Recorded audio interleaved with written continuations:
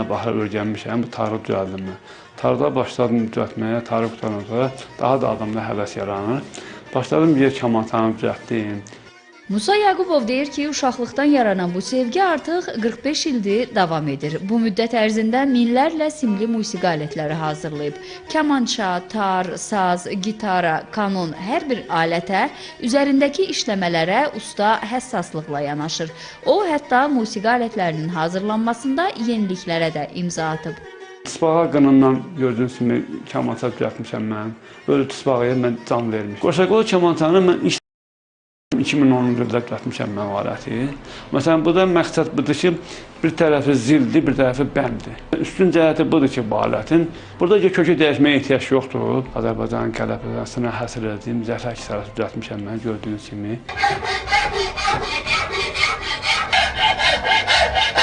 Ustanın sözlərinə görə tar əsasən tut, kamança isə qoz ağacından hazırlandıqda səslənməsi yaxşı olur.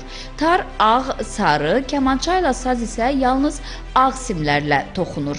Hər bir sim fərqli səsə malik olur. Alətin uzunluğu və çəkisi istifadəçiyə görə dəyişir. Rənginə gəldikdə bu istifadədən asılıdır.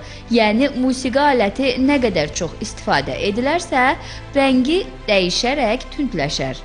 Bu rəng bizsiz nətərdir? Çox rənginə baxın, sarı rəngdir bu. Bunu təzə düzəltmişəm mən. Yaşdır bu. Bu tarihin yanında 25-ci düzəltmişəm, yanvar ayını düzəltmişəm. Azından 2 tür qalmalıdır ki, qurusun.